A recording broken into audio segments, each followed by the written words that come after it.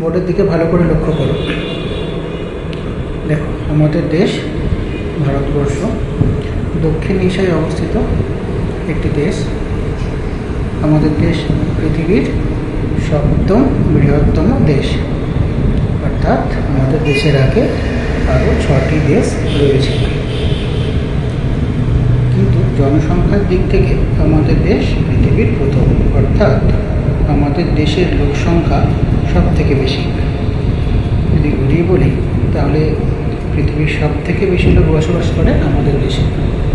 বর্তমানে জনসংখ্যা 140 কোটিরও বেশি।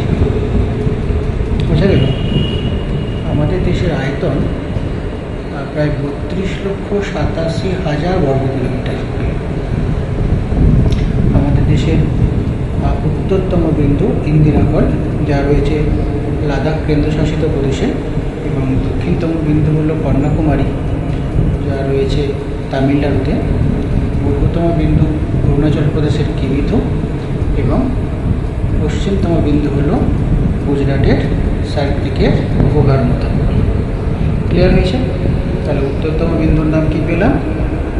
ইন্দিরাকল। দক্ষিণতম বিন্দু মূল ভূখণ্ডের, অবশ্যই এটা মূল ভূখণ্ডের দক্ষিণতম বিন্দু কন্যাকুমারী। পূর্ব দিকের সব থেকে